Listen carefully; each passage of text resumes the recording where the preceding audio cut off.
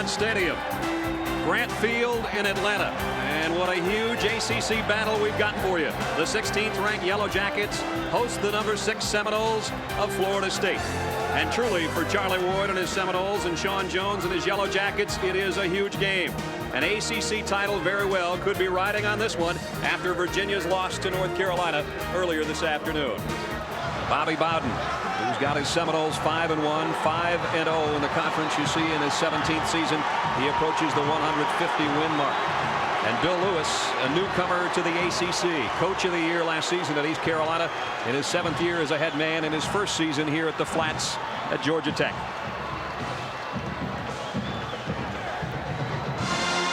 Florida State and Georgia Tech have played 8 times. And Georgia Tech has won them all, but the last one goes all the way back to 1975 in a game that Georgia Tech completed all of one pass and won the game. I tell you what, they're going to chop till they drop in this city tonight. When this one's over, they'll take that chant down to Atlanta Fulton County Stadium for Game 1 of the World Series. Florida State won the toss, deferred to the second half. Dan Mowry has got it teed up. Back deep for Georgia Tech, Kevin Tisdale. And he is a dangerous return man.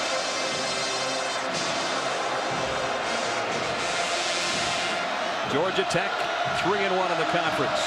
Florida State unbeaten at 5-0. The winners got the inside track to the title. And we're underway.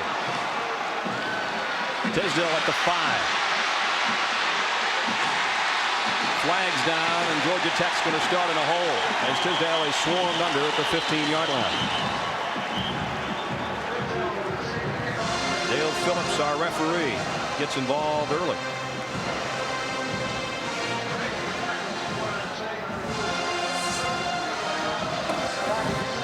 We have a block in the back against the receiving team after change of possession.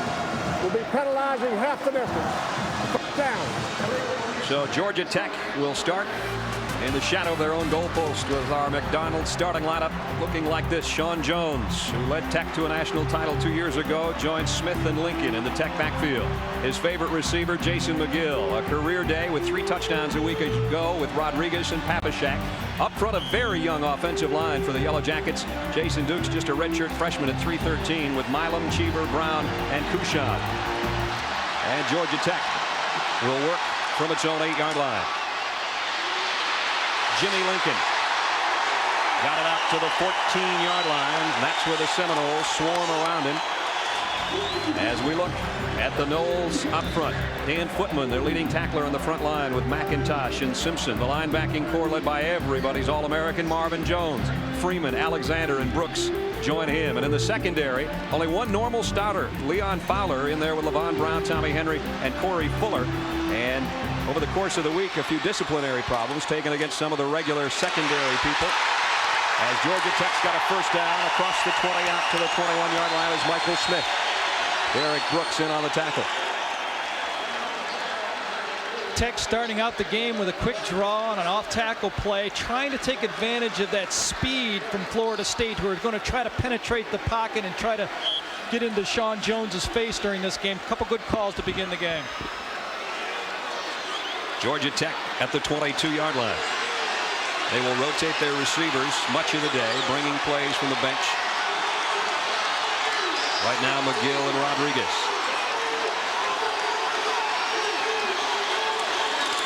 Jones on the option.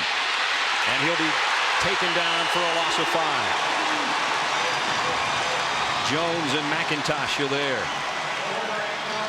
Marvin Jones makes a lot of tackles. He's in a prime position. He runs about a 4.5 40. Has picked up some weight. First time he's really weight lifted in the offseason this year. And you just see him around the ball all the time. He's in the position to read it, and he's reading things so much quicker this year, Mickey Andrews told us, than in the past. Kind of hard to give a guy that good another weapon, being able to read it quicker than before, Brad. He was absolutely sensational as a freshman, and now as a junior. Everybody's preseason choice to take the Butkus Award. Sean Jones delivers one in traffic and incomplete, intended for Keenan Walker. And Jones put a lot on that, and Walker actually Probably should have made the catch at the 30. Well, he threw it to the guy that had 3 people on him, but he threw a perfect ball. And I'll tell you, number 95, Carl Simpson, was right in his face. You really won't see many 7-step drops for Georgia Tech. This is a quick slant. You hit him right in the numbers. You can't throw it any better than that. But when you have a big number 55 breathing down your throat, you might have a tendency to drop it. Georgia Tech spreads Papashak, its tight end, into a slot. Michael Smith is there as well. And 3rd and long for Sean Jones. Near his own goal line. Finally throws, man there, almost intercepted, tipped. Derek Brooks got a tremendous drop from his linebacker position. The intended receiver was Jason McGill. Well, this is what Sean Jones can do so well, is get out of the pocket. This is a design dash play right here. Sean Jones is going to set it up and try to scramble to the right plan, but Marvin Jones is in his face. His speed gets out of it. When he throws this ball long, that's how big plays are made. The punt by Jason Bender takes a Florida State bounce, and the Seminoles will have it in Georgia Tech territory at the 47-yard line. As we take a look at the starting lineup offensively for Florida State, Charlie Ward with 10 touchdowns but 13 interceptions, with Floyd and Jackson in the Knoll backfield. What a wide receiver, Tamarick Vanover, a freshman with 21 catches and a couple of touchdowns. Lonnie Johnson and Kes McCorvey wind out the receiving core, and up front, Robert Stevenson, a 3-year starter with Tyre, Baker, McNeil, and Farrell. Georgia Tech didn't want Florida State at its 47 on their opening drive. Sean Jackson got about 3, and the Georgia Tech defense closed the door on him. Defensively for Tech, the big question, Kevin Battle out with an injury, and a true freshman, Elliot Fortune, starts at the nose with Rudolph and Kimsey. Marlon Williams, a very active outside linebacker with Jamal Cox, Mitch Jordan, and Tom Johnson. And in the secondary, Curly Day had been nursing a hamstring. He will start, though. We'll watch him. Peoples, Williams, and Flowers round out the Tech secondary core. It is 2nd down and 7. Nice play fake by Ward. Wide open. Floyd, the fullback, and a 1st down. Florida State at the 27-yard line. That's what William Floyd can do for you, Gary. He's a good one out of the backfield. He really does. Blocks well, runs well, and can get sneaking out on the bootleg action. This time he's lined up at tight end, Brad, coming out with a 2 backfield look, but he lines up at tight end, and Charlie Ward is just so accurate off the run. On the defensive 5-yard penalty. It's 1st down. Incidental face mask penalty tacked on to a nice gain. And all of a sudden, Florida State approaches the Georgia Tech red zone down at the 23-yard line. We're just 3 minutes into the game.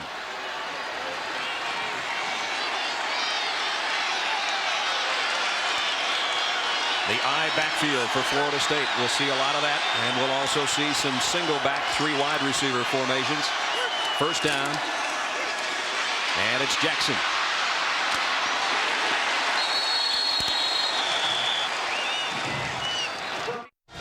No score here in the 1st quarter with 11:15 remaining. But Florida State on their opening drive started at the Tech 47 and has worked to the Yellow Jacket 21. Jackson again. Good blocking left side. 1st down and then some, all the way to the 4-yard line. Mike Williams saved a touchdown.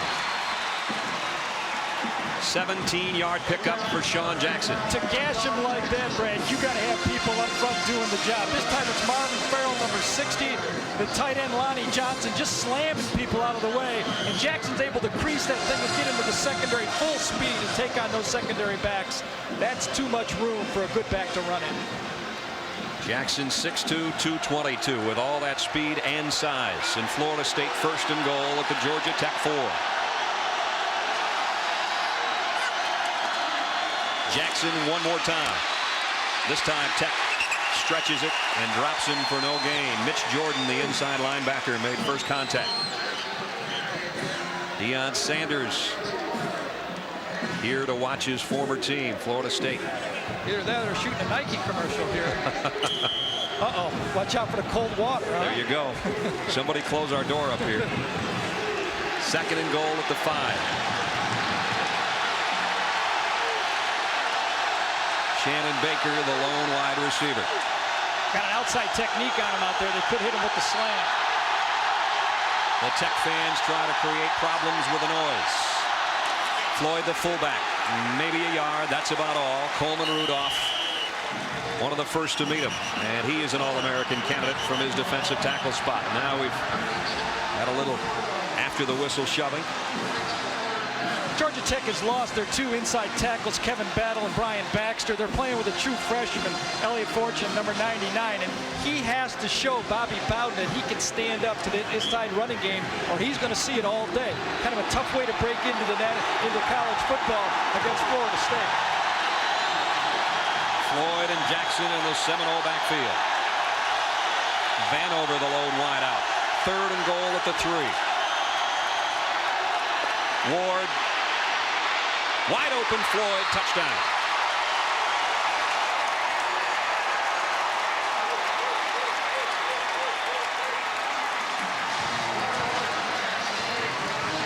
William Floyd with his first catch for a score this year. Well, Marlon Williams on the right side of your screen is going to collision him there, number 5, but he leaves him. On 3rd and 5 from the 5, you have to expect the play action pass, especially with Florida State's outstanding backs coming out of the backfield. That was a breakdown for Georgia Tech. Dan Mowry in for the point after. Up and right through the middle. 9 minutes, 10 seconds to go first quarter, and it's Florida State by 7. Welcome back to Atlanta, where just under 3 minutes remain in the first quarter as FSU continues to lead Georgia Tech 7-0 on ESPN Classic. Florida State up 7 here, under 3 minutes to go first quarter, and Georgia Tech now with a 2nd and 14 after the sack by McIntyre. Jones will roll and throw. Now they got the sack yardage back and maybe a yard after that to Keenan Walker, who got peppered by Corey Sawyer on the corner. It will be 3rd down and 9.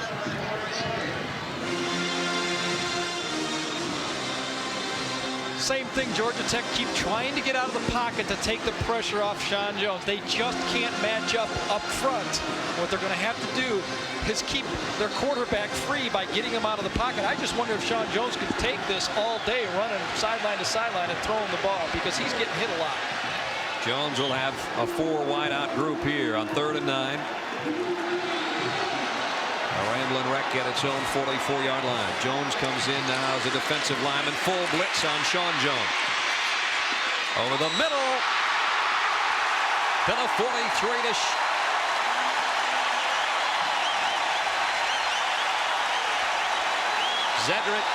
Cedric Zachary with a first down.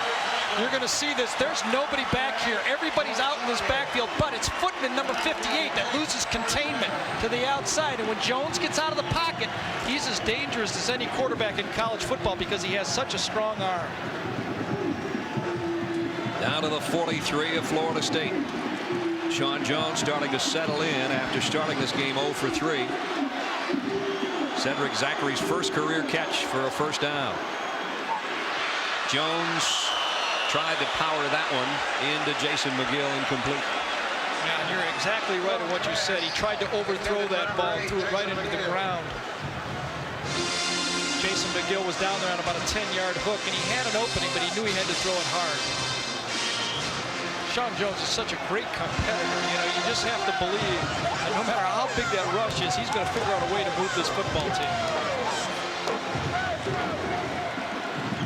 William Bell, for the 2nd time today, checks into the Georgia Tech backfield. He was a key ingredient in their national championship of 1990. And he gets the call on the trap inside, but a penalty marker down. And Georgia Tech, I think, ran out of time before the snap.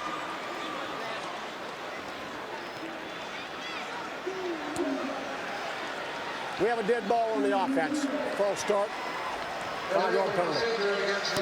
The running attack that they need is from William Bell, the 213-pound junior who had such a great year in their run for the national championship. You see that left elbow, he kind of hyperextended it right there, and he hasn't had any contact this week. And what Bill Lewis told us is that he has a better time running the football than blocking. That's really what's giving him his toughest problem. So when you see him in there, he's going to run the ball.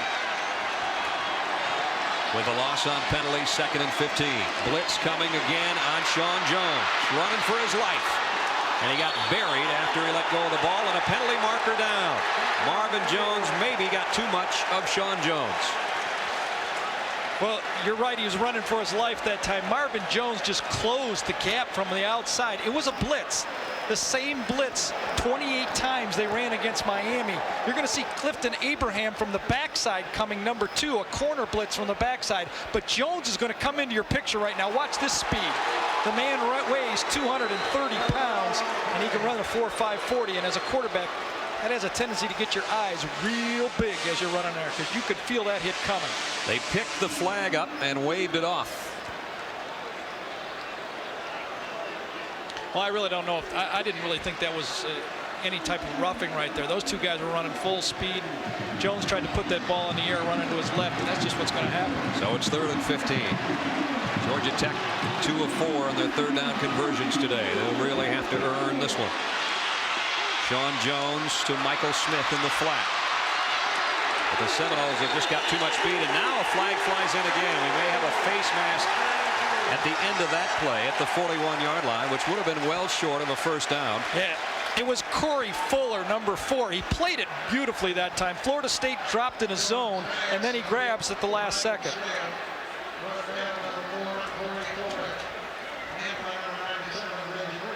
Boy, I don't think it was intentional. I'm surprised if they give him a big one here. If it wasn't, it won't be a 1st down. A face mask over the defense, 5-yard penalty, still 3rd down. You're going to see Abraham come up from his zone drop, and he's going to force him inside. Once he does, he comes in to make the tackle, and as he cuts back, his hand just goes across and grabs him in the top of the face mask. And I don't even know if he got the face mask. It looked like he got the top of the helmet to me right there. It was a good call. I mean, he got 5 yards, but it was close to the face mask. So Georgia Tech with another opportunity on 3rd down. 3rd and 3. And we have got a timeout, Florida State. With 1:06 left 1st quarter, and Florida State up by 7. 7-0 FSU with 1:06 left in the 1st quarter as we go to Dr. Jerry Punch. Jerry? You guys talked about William Bell's injuries. Remember, he injured a knee in the opener against Western Carolina, had arthroscopic surgery, came back against Clemson, 2nd play of the game. He had a subluxation, an almost complete dislocation of the left elbow. Now, he didn't have it operated on, but they've been working on him. He tried to play last week against Maryland, could only play 1 play. The pain just too much. He did not practice all week as far as being hit. He was on the field. The concern from trainer Jay Shoup is Bell's ability to flex the elbow and extend it. He couldn't catch a pass. It'd be very difficult for him to catch a pass, and it'd be even more difficult for him to pass protect. But he will play today. He is a gamer. Back up there. Tech coaches quite simply told us he is a guy that belongs out there against a team like Florida State. 3rd and 3. Blitz on Jones. Wants to throw a screen. In desperation, got it to Bell. And he's close to a 1st down. Wow. What a grab and what a throw. I mean, the referee helped him up that time because he just said, that's one of the best passes I've ever seen, son. How did you do that? He had Marvin Jones in his face. He had about 5 other defensive linemen trying to stop the screen. Now watch Jones here. Right on him. Now Sean Jones has to try to find somebody, knowing that any second I'm going to be driven into the ground. Bell just sees this ball right here. It's a little floater, takes it, spins off it, and picks up. Well, I think it's close to the 1st down. I don't know if he got it or not, but what a play by Sean Jones. They're going to have to bring the sticks in to have a look. If it's short, it's by about the length of the football. The problem that Sean Jones is going to have, he's limping already, is can he play at this pace for the whole game? 1st down, Georgia Tech. If he has to keep scrambling at this pace and get hit as many times as he does after he throws the ball, that's just like a fighter taking body shots all day. In that 7th, 8th round, or in this case in the 4th quarter, it's going to wear on him. Every pass he's thrown, I'm sorry, Brad, he's been driven into the ground like this, probably by the best guy on the football field. That's an ESPN in your face, huh? From the 33, first down. Finding a little opening on the left side is Dorsey Levens with his first carry.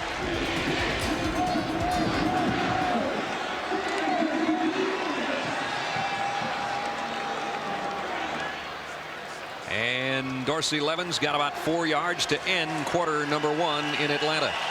A good one going. Florida State at the end of 15 out in front by a touchdown.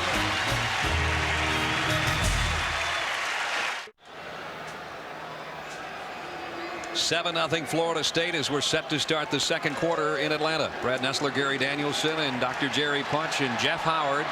Tech's backup quarterback already warming up. As Gary mentioned, how much can Sean Jones take in the way of abuse from the Florida State defense? 2nd and 6. Here they come again. That one batted by Sterling Palmer. 7-0, one play into the second quarter. And Georgia Tech and Florida State statistically in that first quarter very even. But remember, Florida State started the first drive at the Tech 47 and took it 47 yards for our only touchdown. 3rd and 6. William Bell got near the 27-yard line, and that's about it. Carl Simpson in on the stop along with Sterling Palmer again. Scott Sisson will take the field for the first time to try to put Tech on the board. As we talked about at the top of the show, one of the great kickers in college football. 9 out of 12 in the season, but all the misses this year have been from this point out. This will be a 43-yard field goal attempt. Bill Weaver will spot it for Sisson. And the kick. Did it sail left? Nope. It hung in there just long enough.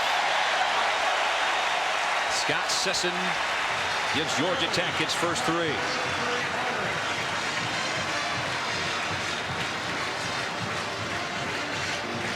What's so important about Tech putting points on the board right now, Brad, is they had a successful drive. They moved the chains. They kept the ball away from Florida State, and it just sneaks in the left side before it went wide.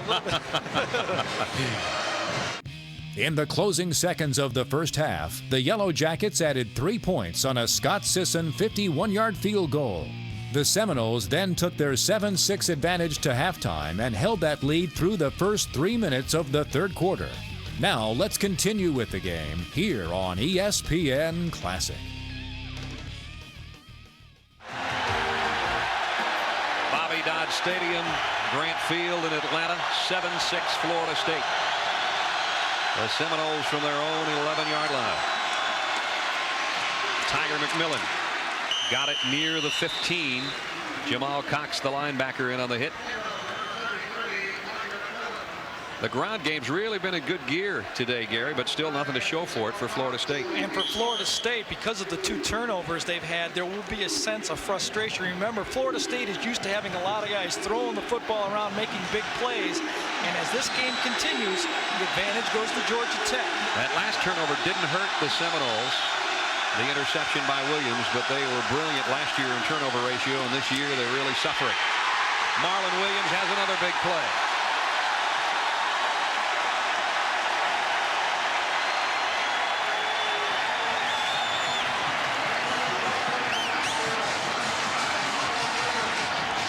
Year as a starter and making it count this afternoon. Hey, it's supposed to be Marvin Jones we feature as linebacker in this game, not anybody for Georgia Tech.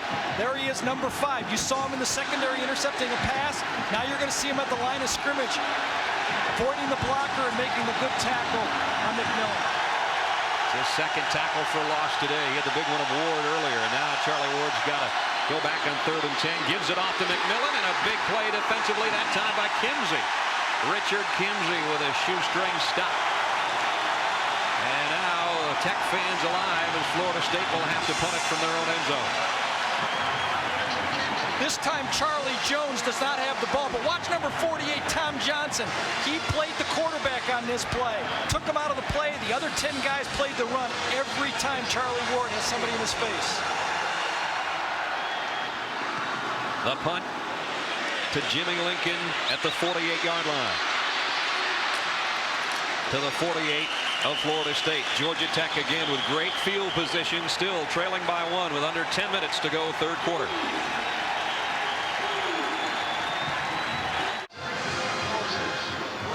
Florida State ranked 6th in the country, hanging on to a 1-point advantage with under 10 minutes to go, third quarter here in Atlanta. I'll tell you, if they have a gimmick play, they're going to use it on this series. They need to shock them. They got the crowd on their side. A big play would really help them. Neither team has opened it up too much on offense. For Georgia Tech, they really haven't had the time. First down at the Florida State 48. Jones trying to get it out to Dorsey Levens, incomplete. Again, every play that they're trying to throw at the 5 to 10-yard passing level. They're not able to stretch this zone defense because they don't have confidence. You see them going to an attack huddle right now. Sean Jones calling it at the line. Of course, Bill Lewis used this so effectively at East Carolina last year. With Jeff Blake at the controls, here at Sean Jones, a senior out of Thomasville. Over the middle this time. Completes a short pass, and Marvin Jones made Bobby Rodriguez pay the price. Yeah, Bobby Rodriguez might say, is there anybody else open, Sean? I don't like that ball around number 55's face. Got him deep. Jones goes back to Rodriguez, and he's got it.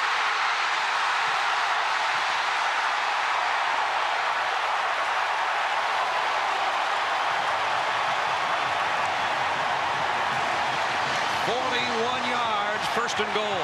This was all set up because of the quick snap and the attack huddle. They had this play called on second down. They caught Florida State in a change of defense, and they really caught them off guard. Great call. I knew they had to go deep, and it was just a matter of time. Credit Bobby Rodriguez for shaking off the Marvin Jones hit and still having the speed to get down there. Maybe that was part of the plan, you know? They still got to get it in the end zone. This is a tough 5 yards. Dorsey Levens, the Georgia Tech tailback, and he weaves his way goalward. Touchdown!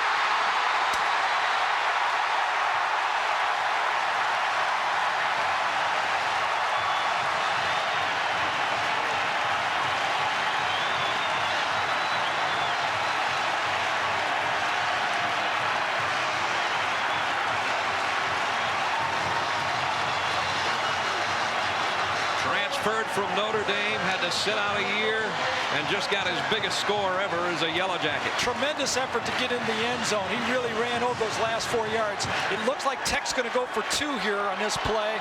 They have a type of a play with an option on one side and a slant on the other. Let's see if they use it in this situation. 2 options on one pass play.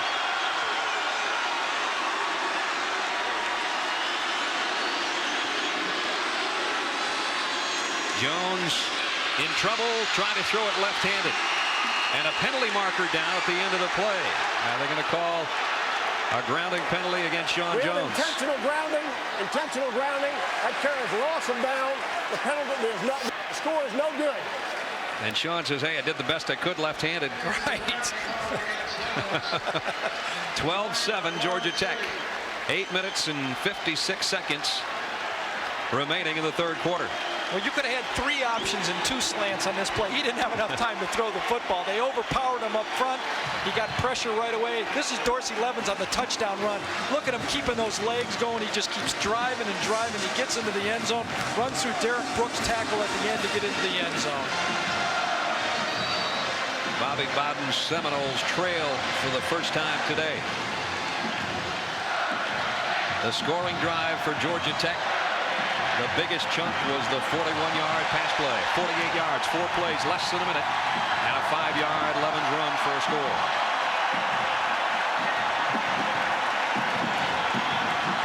Let's see if Georgia Tech again will try to keep the football away from Tamarick Vanover.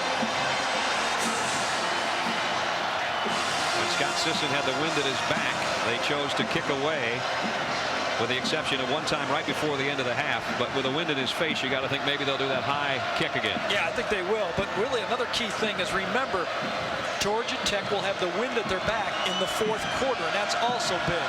I would have liked to see them kick the extra point, though. Because of the ability of their kicking game, I would have taken that 1 point at this time. They usually prove up huge at the end. That wind in Sisson's face, and again he hits the short kick. Fair catch called for by William Floyd just inside the 20-yard line.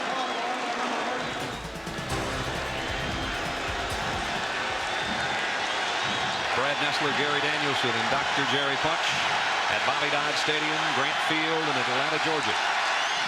Sean Jones with a headset on has just passed Randall Cunningham in total offense in the NCAA record books with that 41-yard pass play. That's pretty good company. Charlie Ward, he's not done for the day, and he zips it to McCorvey out to the 28-yard line. Hurley Day made the tackle. Well, Charlie Ward has a big-time arm, and Bobby Bowden said he'd like to have him drop back in the pocket. He does a better job of reading the secondary from the thing. There's his backup, Danny Cannell. They love this guy, true freshman, played last week. Wonder if he might come in this football game if they keep stuttering on him. He's got that Brad Johnson type of size, Cannell. Second and short. Nice play fake by Ward. Man open in the middle, but it's intercepted by Marlon Williams. He might go to the 10.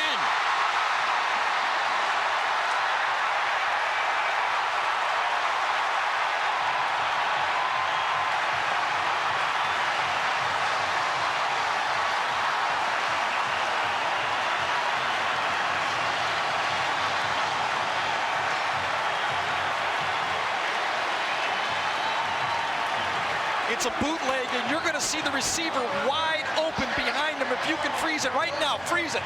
Look at the receiver, and look at that leap by Marlon Williams. He's got a 40-inch vertical on that play and a great catch afterwards. Something special, the coaches said. Marvin Jones, who? This guy's taking over the football game. 2 interceptions for Williams in the third quarter.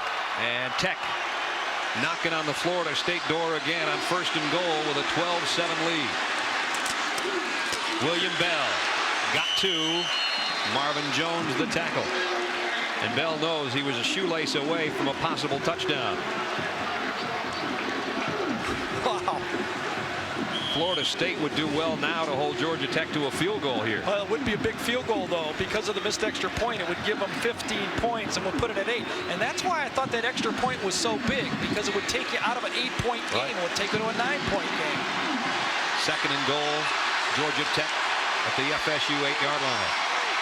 Seminoles thinking about a blitz. And Bell with a flag down, got about a yard. Penalty marker down. Let's see if we have a hold inside. Somebody lost a mouthpiece en route too. I think it was William Bell.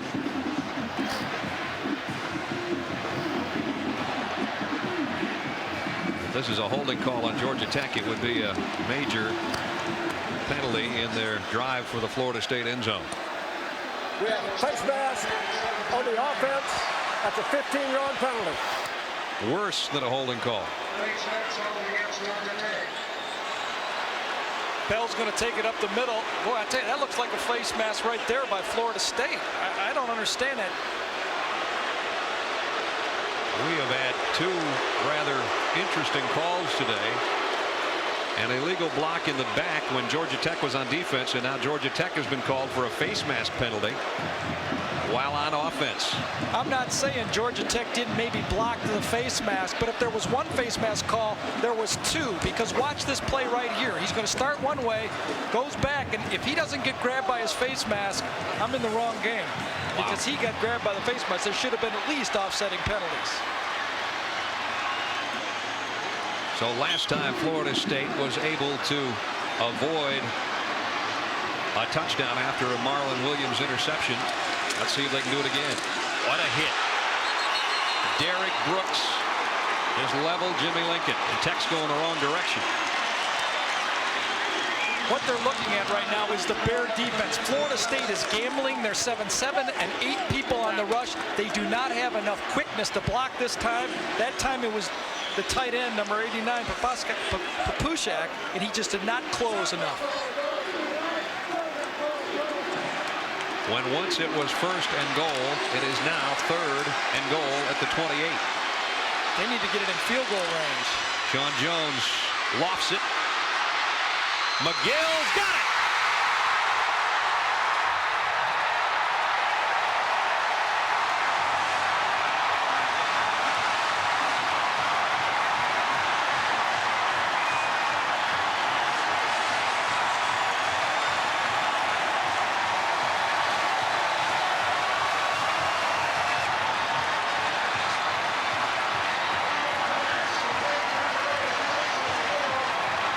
Well, this is cornerback university for Florida State, but this time Corey Sawyer is the victim of a perfect pass and great athletic ability by Jason McGill, who takes that ball at the highest point, and that's better than field goal position when you can stick it into the end zone on really a prayer throw, and they go for two again. Again, Georgia Tech with a two-point try. Looking for a shovel pass. Instead, they get it to Michael Smith, and he'll go down back at the 10-yard line. So Georgia Tech's two-point conversion plays have gone awry, but they have the lead by 11 with 6:40 left third quarter. Georgia Tech got a first down at the 40-yard line of Florida State with just over a minute left third quarter. Jimmy Lincoln, and Lincoln finds an opening. Jimmy Lincoln all the way to the 13-yard line.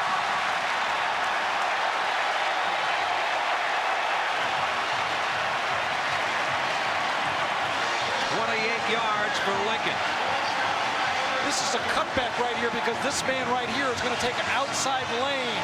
But when Jimmy Lincoln breaks into the secondary right here, he's got space to run. ACC Freshman of the Year last year. He's the one guy in the field that can really match field. The offensive line runs the counter action, but watch Lincoln pop it to the backside. Jitterbugs through. You saw a footman right there. He was covering the quarterback. That's why he got there late. Dorsey Levens will lose about a yard. Derek Alexander in on the stop along with John Nance, the nose guard. And Georgia Tech will only have another snap before the end of the third quarter.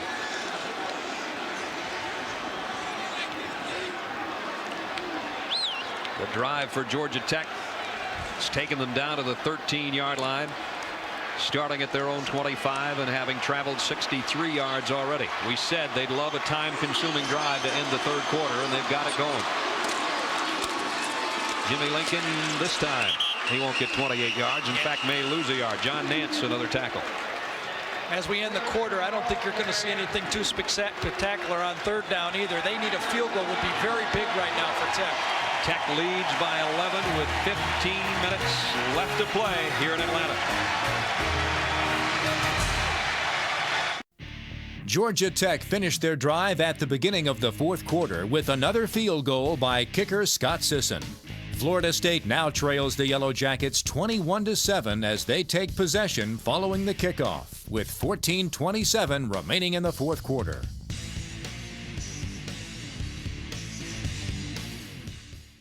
Charlie Ward gets another chance for Florida State. And I think this is a good move. They just put too much pressure on Cannell, and it's just too big of a game for a freshman to be able to do this. Charlie Ward is used to it because of his basketball experience. He's used to coming off the bench too. From the 20-yard line, the Seminoles need to score every time they touch it now. From the shotgun. Swinging it out, incomplete, and that was a dangerous pass. Marlon Williams, had he not been reading, Tiger McMillan might have had another interception. You're right, he led him a little bit too much. Coleman Rudolph this time, number 92, their sack leader, an All-American, really put pressure on Ward, and he had to throw it early as they stay with the no-huddle offense.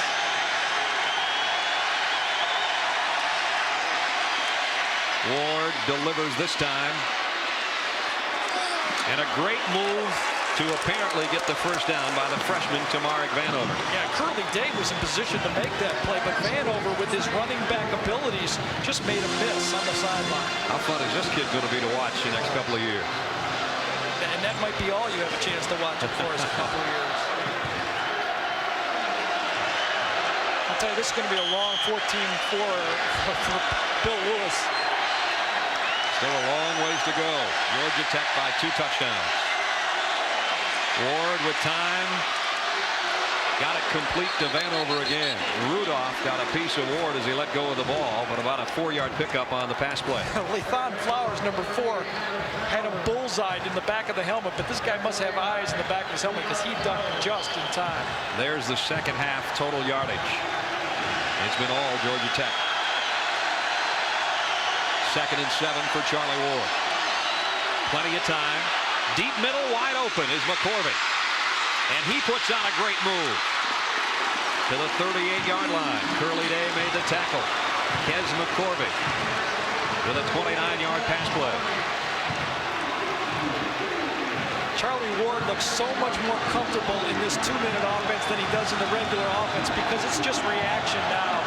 He doesn't have to read a lot. He knows where his guys are. This is just like playing point guard right now. He's got the ball and he's trying to find an open man. Well, he's Pat Kennedy's point guard. He's Bobby Bowden's point man. And what he hopes is some kind of miracle comeback here in the 4th quarter. 1st and 10. Ward again with time, and now takes off on his own. Got 9 yards. Elliot Fortune, the freshman nose man, made the tackle. Tech's defensive line is really tiring right now. They just can't react to the scramble right up the middle right now. You see Fortune, number 99, try to make the play, but Ward is just too quick. 2nd and a yard. Ward stays in the gun.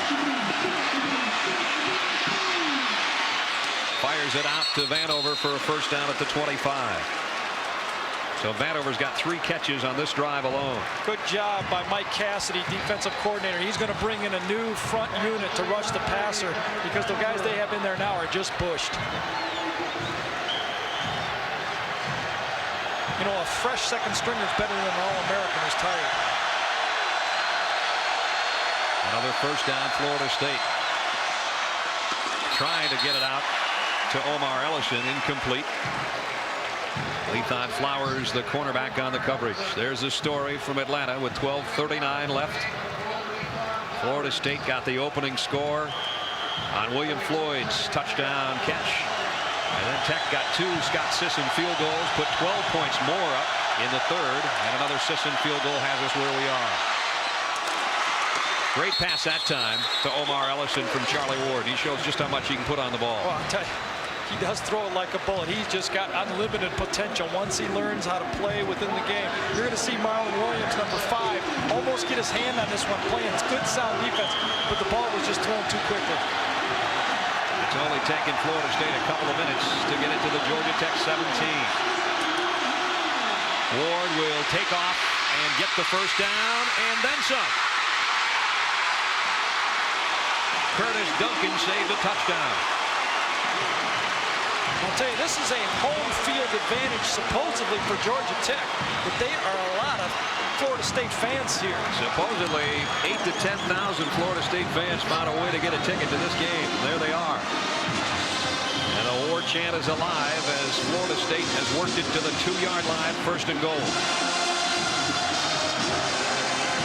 You always do the chop if you're a Florida State fan toward the end zone, never away from. They're heading to our left. 1st and goal at the 2. Motion on Florida State. What Florida State did right there is line up. False start. Overhead. Line up one of their linemen, Hernandez, number 77, in the backfield, and they went an unbalanced line, and he's the guy who really went in motion. It would have been okay, but I think he moved one of his front people when he hit him right there, and that's when they called the ability for Georgia Tech to come across and touch him. That backs it up to the 7-yard line. Jesus Hernandez goes out. Sometimes you can just get too cute. You know, when you have 1st and goal on a 1, I don't know if that was really necessary. McMillan and Floyd in an eye backfield.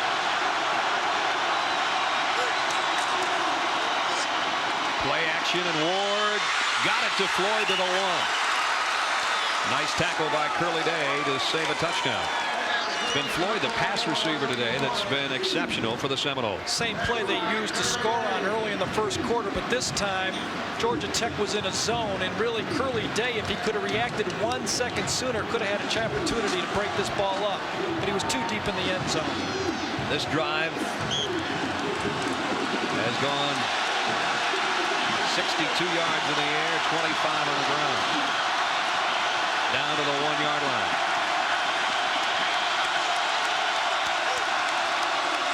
Floyd for the touchdown. His second score of the day.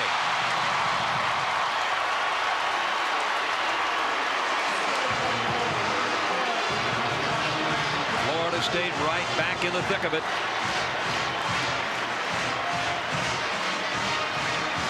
Well, this is where they had the ball the first time, and it was nothing fancy. Just everybody wedged it out right here, got a little bit of a crease, and Floyd just big enough to take it in there. He'd go about 240 pounds, and boy, does he remind you of Edgar Bennett, their old fullback that just left, can catch the ball and play fullback. What a valuable player. That's the guy who had to back up Bennett, who's gone on to the NFL. And now Maury in for the point after. And he's got it up and through. 11:36 left in this one. It's Georgia Tech by 7.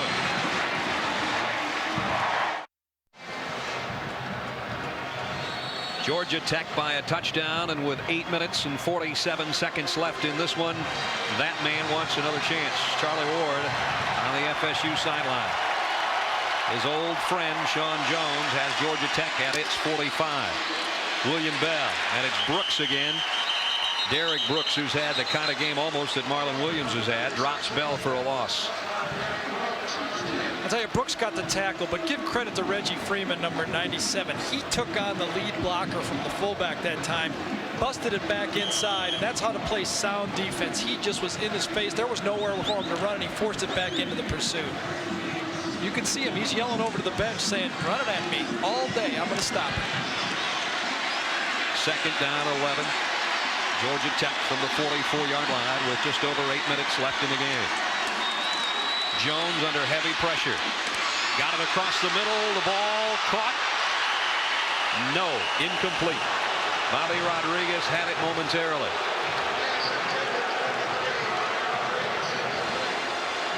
Well, I tell you, they are just teeing off. They're in track stance right now. They're pressuring them. They're in the bear defense. You're going to see it from the outside again. It's Freeman. They feel pressure both inside and outside. Bobby Rodriguez, I think, catches this ball, and it is a fumble. Very surprised they didn't get that call because the linesman who had to make it was right in front of Bobby Bowden on the play. And I'm sure he was upset. Bobby still hasn't gotten his headset readjusted.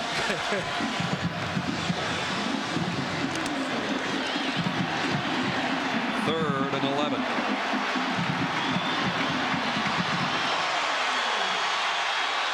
Jones will roll away from some of that heat and delivers it to Rodriguez for a first down.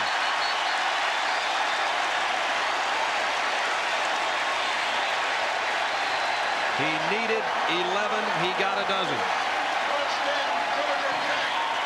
You got to understand how tough this throw is.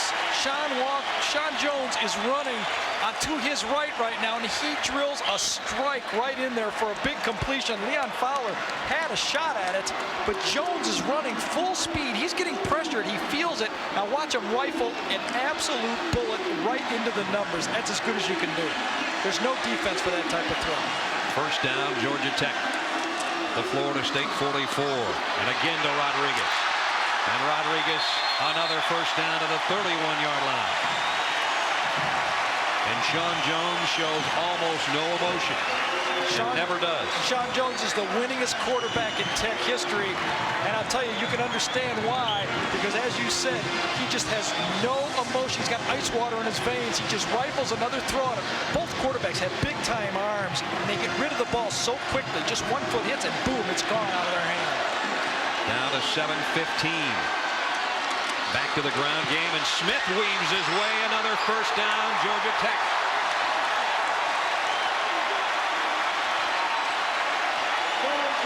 Biggest run of the day for Michael Smith, the sophomore out of Pensacola, Florida. This was off the freeze option play. You're going to see Sean Jones back up. He hits Michael Smith, who hits the quick trap play right up the middle. Give Woody Milan, number 76, credit for a good trap block on that play. And this first down is so big for two reasons. First of all, it keeps the clock going. Secondly, it puts him in the field goal range for Scott Sisson to put this game away. Michael Smith still down, holding his left knee.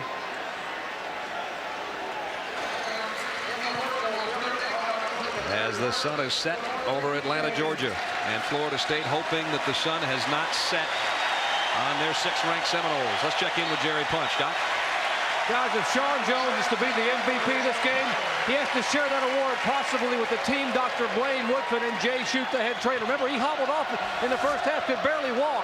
They worked on him the entire halftime. He has come back and been a force offensively for the Yellow Jackets. Back up there. And has the Jackets a first down at the 17 of Florida State. William Bell, and he may lose a yard. Todrick McIntosh, the nose man, made the stop. As good a kicker as he has in Scott Sisson, and he is right in range right here. I still hate to turn it a whole game over to your kicker because even the best can miss.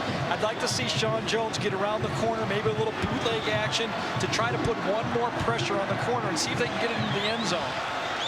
2nd down and 11. Georgia Tech ranked 16th. And if this lead holds, they will definitely move up. William Bell twisting and turning to get about 2 yards. Richard Coase made the tackle, and we're down to the 6-minute mark.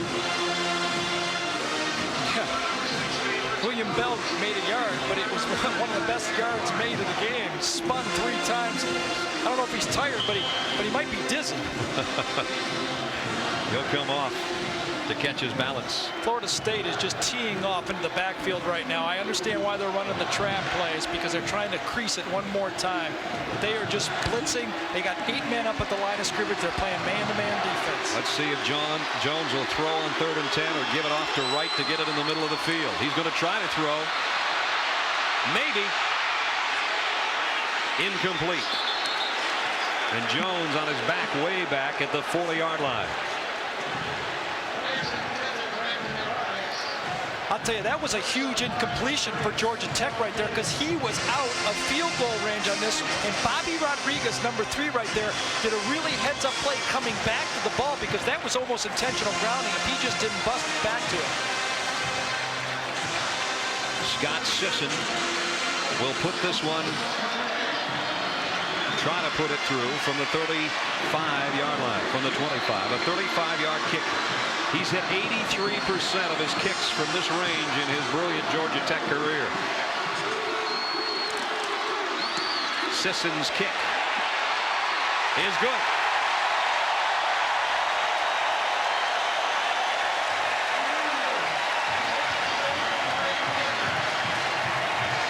Perfect today at 4 for 4.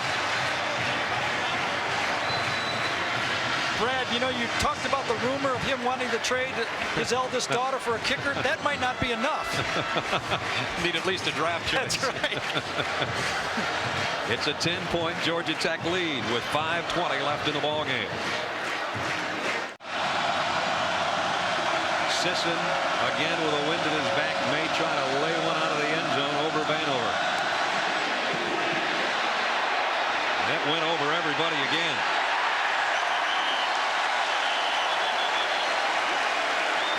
You know, you wonder, Marlon Williams, MVP, Sean Jones, MVP. That guy right there has a claim to MVP of this game, too. 4 field goals and kicking those things out of the end zone. It has definitely been home, sweet home for the Ramblin' Wreck. Look at what they've done the last 4 years on their home turf. Georgia Tech, if they can hold this lead and upset Florida State, if they win out in the conference, they can do no worse than a tie for the top spot. And basically would win it by virtue of picking off Florida State. Right. Charlie Ward's not done yet, though. Tiger McMillan, nice catch and shows his speed out to the 35-yard line. Our CFA primetime game Oklahoma and Colorado in the Big 8. Here in the ACC, 24-14, Georgia Tech. Georgia Tech must do two things. I don't mind them completing passes if I'm Mike Cassidy, but I want to tackle them inside the playing field because they got to keep that clock running. 4 wide receiver offense. This is what we'll see from Florida State now as they try to score quickly. Ward, Vanover made the catch at the 44-yard line. Excuse me, it's Omar Ellison. Their only loss coming in was to top-ranked Miami. And now the 16th ranked team in the land set to put the second dent in their armor.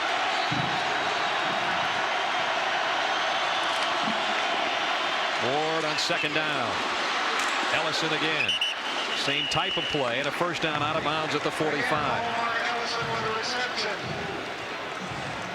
Curly Day that time, secondary person, was about 20 yards deep. He needs to move up just a bit or the player is going to catch that ball and step out of bounds.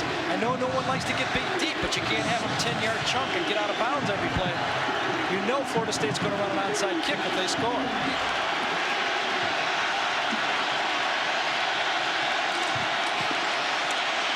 Ward. Vanover has it at the 40.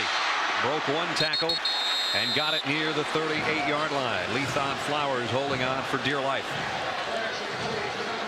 You get the feeling with Vanover is that you never really have him tackled. No. At the 39, 2nd and 4. That's almost immaterial. 4 minutes, 10 seconds left is important. Charlie Ward, first down. Near the 25-yard line. Kevin Peoples, a strong safety, finally brought him down. Tech's defensive line is tiring again. They need to substitute. And they are. The first group is coming off. These are the backup guys. They have to keep fresh people in. It's more tiring to rush the passer than block for the passer. Ward under a blitz. Lofts it. And he overshot McCorvey. Kevin Peoples, a strong safety in coverage. That's exactly what Charlie Ward does not have to do, is try to get all the yards in one play. He still has to be patient. You're going to need 2 scores, so keep throwing those 5 and 10 yarders. That time he just tried to bite off too much. He's very fortunate that thing wasn't picked off by a different person. Tech's going to take a timeout. To catch their breath. With 3:49 left, and the Yellow Jackets in front of Bobby Bowden's Seminoles by 10.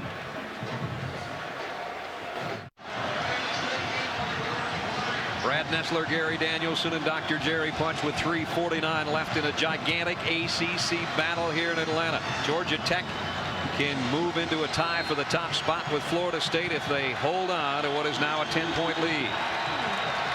Tech would go to 4-1, and Florida State would fall to 5-1. And don't you know that young man would like a chance? Yeah, we've been talking about Scott Sisson all day since the Open. He missed against Miami. They need a touchdown, an onside kick, and one chance from him, and he would love to make amends. Bobby Bowden pacing the Seminole sideline. His quarterback, Charlie Ward, has been intercepted twice today, and as Bobby Bowden would say, as only Bobby Bowden can, if it weren't for the dadgum turnovers, I don't think anybody could beat us. And that's exactly what he was right on. Bill Lewis said, I need 3 turnovers. That's exactly what he got. And when we talked to Bobby, he said turnovers have been killing my football team this year. Marlon Williams has both Georgia Tech interceptions.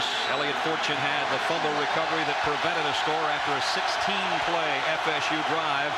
Florida State still has a chance, though, with 3:49 left. Blitz coming on Ward. He keeps it. 2 Tech players collide at the 19, where Ward goes out of bounds. Wow. Kevin Peoples, number 46, comes in unblocked from the outside. He's going to come from the left side of the screen. Charlie Ward outruns him. Then he's going to outrun the next guy. Boulware to the outside. Now he's going to dodge the last 2 people, and they're going to hit each other and go out of bounds. You just can't account for speed in a football game. I think that's Peoples, isn't it? No, that's Curly Day. That's Curly Day. Yes, it is. Curly Day. He was a question mark the early portion of this week due to a hamstring problem suffered in the Maryland game, but he did start. He's played throughout. He's played pretty well, and right now is face down on the Seminole sideline. Ward got it to the 19-yard line with that scramble, where it'll be 3rd and 4.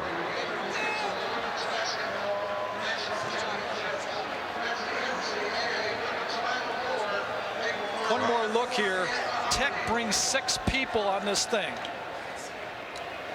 You're going to see him come to the outside, and Charlie Ward with the speed just outruns a few people. Yes, that's a defensive lineman, but the first guy he beat, Peoples, was a defensive back that runs about a 4.6.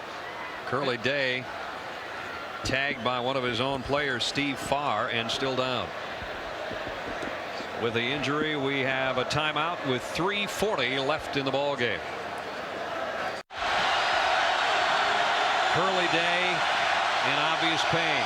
Marcus Coleman's taking his spot in the Tech lineup on 3rd and 4 for the Seminoles. Ward in and out of the hands and almost intercepted. Vanover had his hands on it. It'll be 4th down. Florida State and Charlie Ward may be down to its final play. Tech again came with 6 people, bringing both Peoples and Marlon Williams off the corners. They're forced now to put some pressure on Ward. He's just too quick in the pocket when you only bring 4 people. 4th and 4.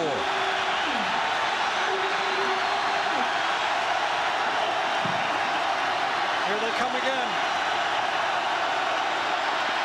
Ward got it complete. Ellison down the sideline has it 1st and goal at the 5-yard line. A very cool Charlie Ward. 6 men come on this play, and he throws a little hitch just past the 1st down marker. The Tech secondary just a little bit too deep on a quick hitch play. Without a huddle, Florida State 1st and goal at the Georgia Tech 5-yard line. Ward may try to do it himself. Touchdown.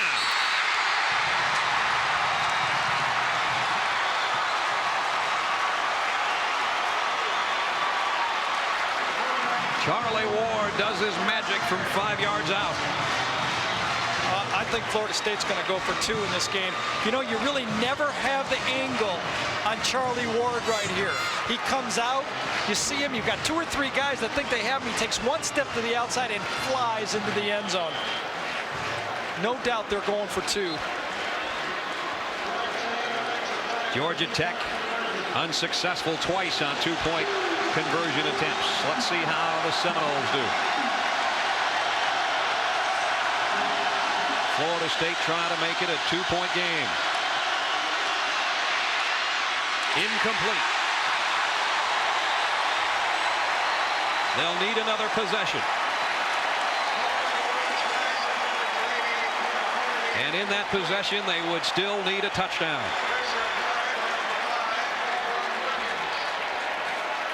Kevin Peoples and Marlon Williams. Here's Peoples coming off the corner, the right side of your screen. Hits Charlie Ward. There was no one open to throw to. He had to get rid of the ball. He felt the rush. Florida State with a full complement of timeouts. Do we see the onside right here, Gary, or do they try to play a little defense? 3:20 left in the game. That's a good question. Thank you. Is that my job now? I just asked him. Yeah, I think they're going to go for the onside kick. Although I think it'll really be tough for Tech to pick up a 1st down, but I wouldn't want to put it on my defense the whole way, because one 1st down is going to put the game away. I'd like to have 2 chances. That last drive, Charlie Ward, 65 yards throwing the ball, 25 rushing. He had only 35 total yards in the 1st half, and I want to tell you, he put the 2nd half together after being out a series and is still giving his team a chance, but they trail by 4. Yeah, they're going to go for the onside kick here. That gives them 2 chances, Brad. They can either get this onside kick right here and they have the ball, or if Tech gets it, they stop them in 3 plays and they get the ball back then. Florida State with an abundance of speed and excellent hands to the top of your screen. Maury's got it teed up. Now the total shift to the far side. Tech needs to get somebody back on the sideline. It's going to pop over their head. Ball loose. Still loose.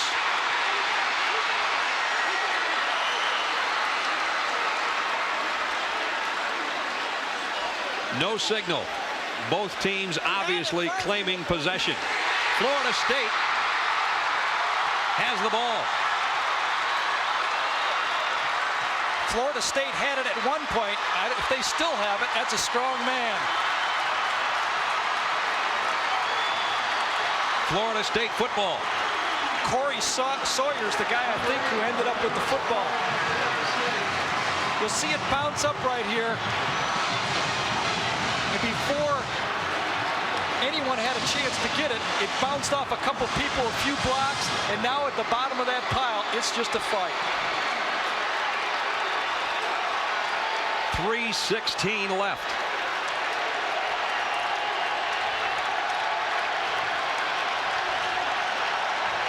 We may never know who is on top of that ball. What we do know is Florida State has it back at the Tech 45. Charlie Ward. Vanover dropped in his tracks. Lethan Flowers with a good open field stop. Plenty of time now for Florida State. 3:06 is an eternity in a no-huddle offense. He can take short throws, be very patient. Under 3 minutes.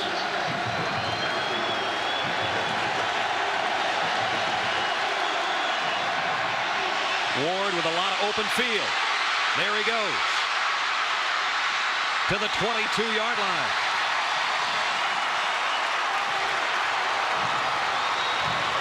$19 yards on the scramble. Georgia Tech cannot sit back in this zone defense any longer. If they get a little bit of a pass rush, they only have 4 people there, and Ward can just pick out a lane and will go. They're going to have to bring pressure from the outside. You're going to see Williams and Peoples coming on every play. First down. The throw in and out of the hands of Vanover. And Marcus Coleman, the man that took Curly Day's spot on the corner, did a nice job defensively.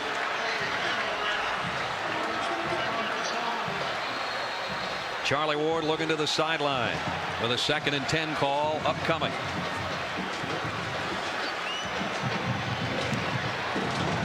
If they have some type of running play from this shotgun formation where they ran an inside trap or something, handoff, they would have a big play right now because Tech is not looking for a run at all. Tiger McMillan will flank Ward, who's still in the shotgun. 2nd and 10. Here comes Williams. Ward got away from him. And the ball is loose, but it's out of bounds. Still Florida State at the 18-yard line. Penalty marker down.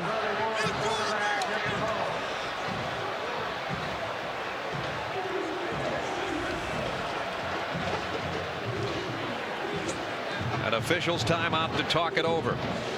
Oh, I don't think Georgia Tech had possession of that ball. It might have bounced off them, but they never had possession of it. The angles of rush from Georgia Tech has not been sound from the outside. They're going at him, and Ward is doing the same play. He's spinning to the outside. Marlon Williams and Kevin Peoples have to rush a little deeper and pin him into the pocket.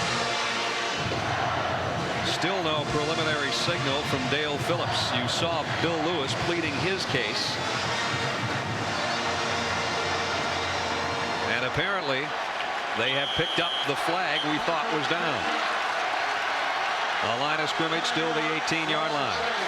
And a timeout with 2:20 left in the ball game, and Georgia Tech clinging to a 4-point advantage.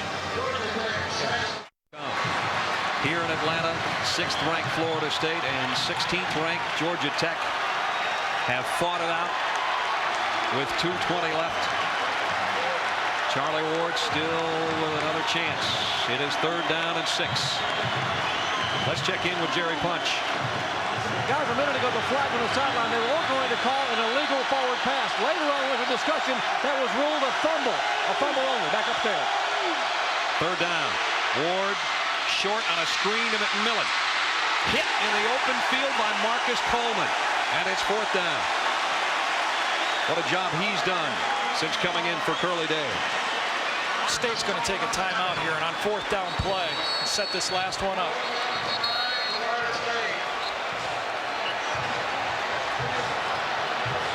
One minute, 56 seconds left to play. And again, Florida Florida State trying to remain perfect in the Atlantic Coast Conference. Georgia Tech trying to give them their first blemish in conference play. The survivor may well end up being the Atlantic Coast Conference champion when all the dust settles this year. This is really an advantage for the offense in this timeout situation, because the offense can send out 4 wide receivers, 5 wide receivers, whatever they want to do in this situation, because the defense has to match up. So they keep everybody near the sideline, pick out their personnel, and run them in right at the line of scrimmage. Tech has to put out the defense they're going to play with, and they're going to be stuck with it. And that entire Tech defense around its coaching staff. Tech is going to have to put pressure on Charlie Ward. They're not going to be able to allow him to rush only 4 people, because he can just step up inside and scramble for the first down. They need to rush and contain him. He scrambled for 66 yards and a touchdown, thrown for 166 and a score.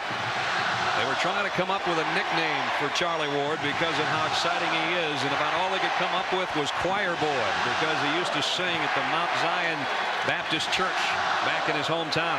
He's still got a high-pitched voice, and some of his teammates said against Clemson the only trouble we had was Charlie tried screaming so loud his voice would crack. I think it's going to crack here. It's 4th and 5. Well, he may be a choir boy, but both sides are doing a lot of praying right now. Here they come. 4th down. Ward got it to McCorvey, and he's going to score.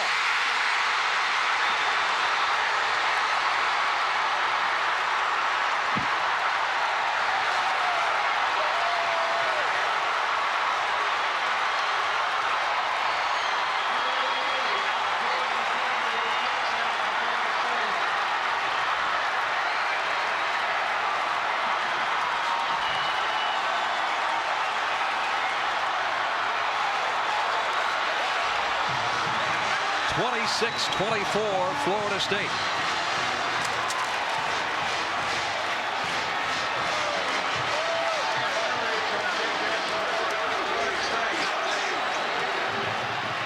Mowry for the point after, and it is a big one.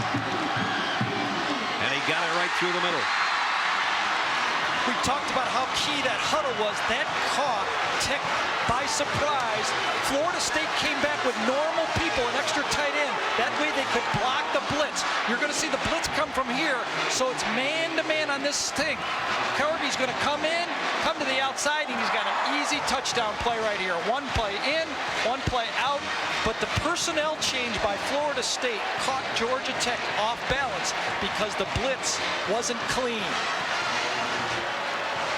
Kes McCorvey's 4th touchdown of the year. Comes in, comes out, and Flowers that time is on an island, and when they tried to blitz, this time they didn't have any free players. They blocked it up with the tight end. The choir boy is singing now. His team's up by 3.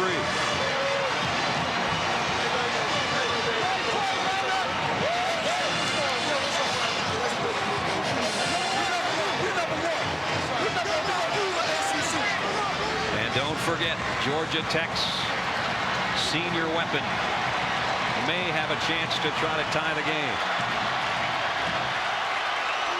Lethon Flowers and Kevin Tisdale back deep for Georgia Tech.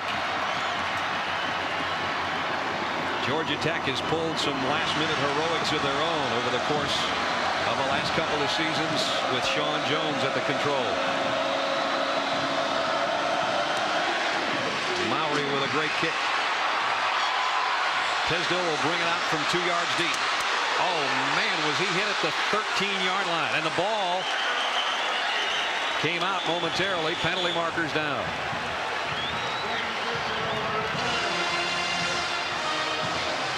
I don't even know how there was time to be a penalty on that collision. One more look at this touchdown from Kes McCorvey here. You're going to see Charlie Ward float this ball out. It's an easy pitch and catch. He's open by 6 or 7 yards. Let's see if he gets this ball in the end zone before he drops it, though.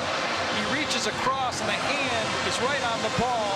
And I'll tell you, that ball looks like it's short of the plane right there. One more look from the other side. Gets hit just as he's crossing the line, and that ball looks to be out. You can see the official call touchdown right there, so close. That's one of those ones just like we did. The referee anticipates him scoring so easily, and that hand comes over. We did not have a camera right on the goal line, unfortunately, to be able to look at that. Sean Jones' job is to try to get Tech in field goal range, and he works from his own 7-yard line. And now from his own end zone. Almost intercepted. Was that ball caught by McGill? No, I think it was Corey Sawyer that came across and almost intercepted that play right there, number 8. He laid out for it, but just didn't quite catch it. I think Georgia Tech is going to have to come in with 3 wideouts. They just can't go with 2 backs in the backfield. They need to spread this defense out. And remember, their weak point is the offensive line. And Florida State defensively with a ton of speed. Jones inside handoff on a draw play to Jeff Wright, the fullback. And he got it out to a first down at the 19-yard line. Great call that time. Offensive coordinator Steve Shankweiler just didn't have confidence with that pass blocking. He just ran right by that rush with that little quick draw play. 1:28 left in the game. Oklahoma and Colorado to follow. It's 27-24 here. Florida State with a miracle comeback in the 4th quarter to have the lead by 3. Sean Jones going deep for Rodriguez and overshot everybody.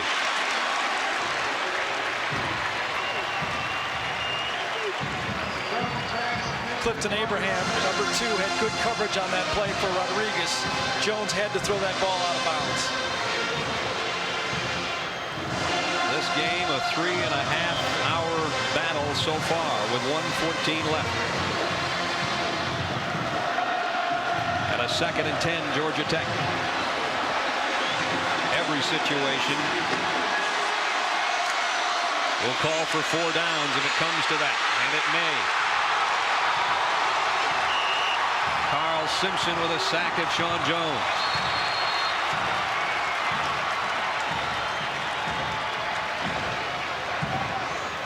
Carl Simpson had 11 sacks in 1991. He's their best pass rusher. He's quick off the snap. Boy, I'll tell you, it's hard to imagine.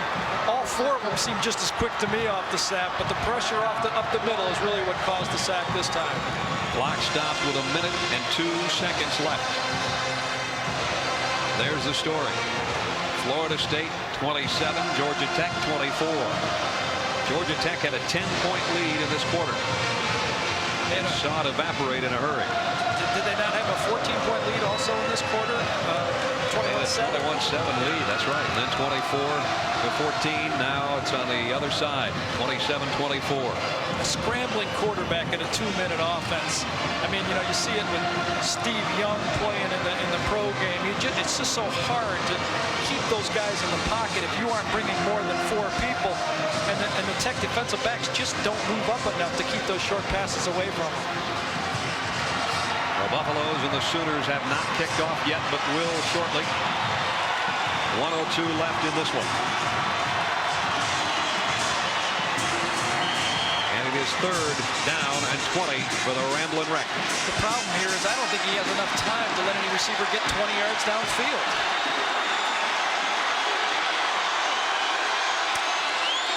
Jones near his own goal line.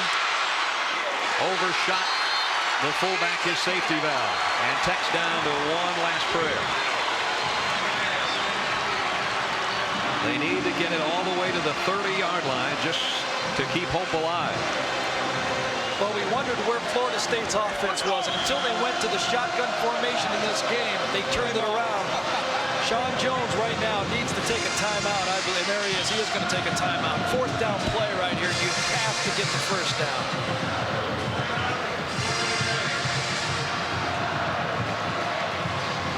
We expected second half fireworks after a 7-6 Florida State halftime lead, and boy, did we get them. Bobby Bowden in his initial year in the Atlantic Coast Conference. If he gets over this hurdle, Virginia, the only real team with a legitimate shot at picking off the Seminoles in the ACC.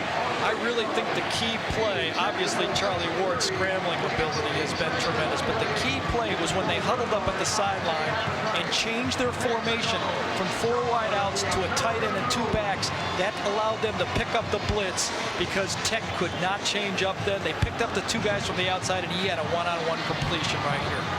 Great job by Bobby Bowden or Brad Scott or whoever called that play.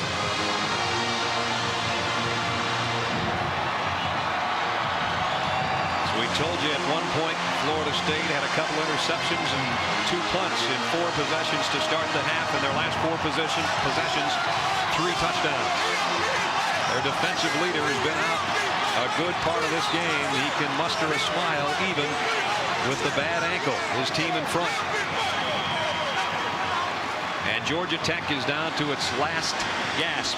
It's 4th and 20. And Georgia Tech out of timeouts.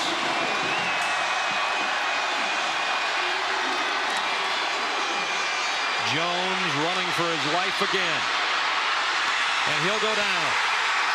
Reggie Freeman, and this one is a safety. In that situation, that's the best thing that could have happened for Tech because they now have an opportunity to do an onside kick. Had he just thrown that ball away, Florida State would have been able to take a knee and this game was over. They're going to get another penalty against them for Florida State is for celebration in the end zone, but you'll see Georgia Tech now play an onside kick. Well, Tech will get it now at the 35 because it would have been a free kick from the 20. That's so right. If you tack 15 on for the celebration, 5 for the celebration, it's going to be the 25 and still a chance. And now they just realize that at this moment, I think. Yeah, you're going to see Reggie Freeman at number 97 is the guy who runs him down. I mean, he is 240 pounds. Sean Jones runs about a 4.5 40, and he grabs him and gets him for the safety. But his Tech's only chance of winning this football game right here is this safety and getting the ball back. Now they know that they need a touchdown even if they could get possession. It's 29-24. Yeah, but it's better than turning the ball over to Florida State because then State just has to take a knee and the game's over. You have to play the last card out of every pan. Colorado and Oklahoma have kicked it off. And we'll be kicking off to Rod Franklin and Mike Gottfried out there in less than a minute. At least less than a minute on the clock.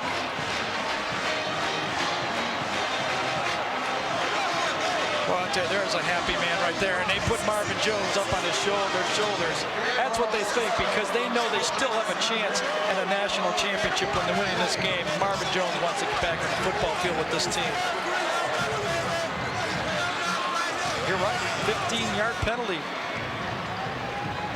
So at the 35, it'll be a normal spot for Georgia Tech and their free kick.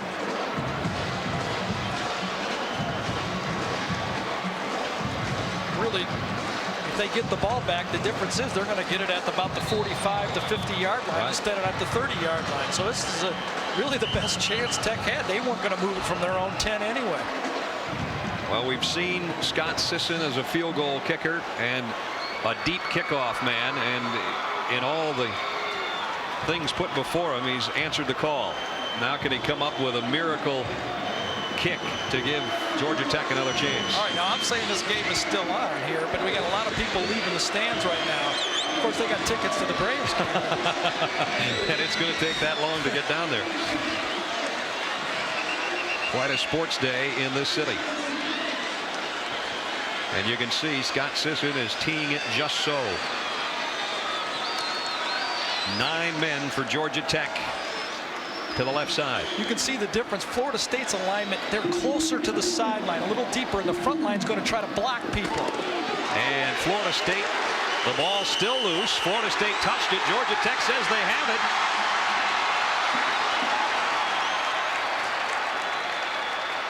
And again, no signal yet. They try to unpile bodies. They signal Florida State. It's really who has the strongest hands underneath that pile, because that ball might change hands 5 times before the referee gets there. Coming out of the pile is McCorvey, the man that got the touchdown moments ago. And there's going to be some fighting and shoving around this play right here. That ball was loose, no doubt about that. You see it right there. It was down on the field. And the person who was really yelling about that had that ball was Michael Brown, number 11. He had it for a couple seconds, but by the time the officials got to the bottom of the pile, McCorvey came away with it.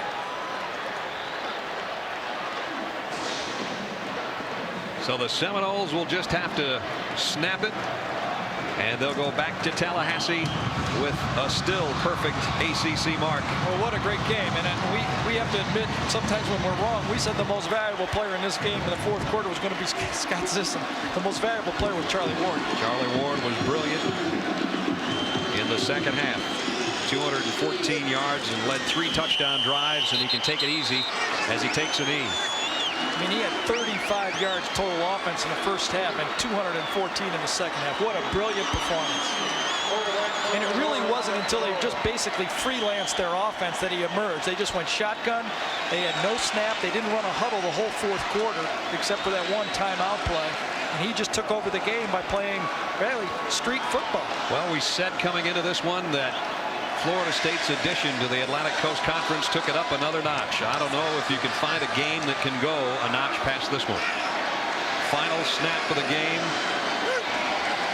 Charlie Ward and the Florida State Seminoles have won it, survived it, and take it home 29-24. For Dr. Jerry Punch and Gary Danielson, I'm Brad Nessler. Florida State remains unbeaten in the ACC.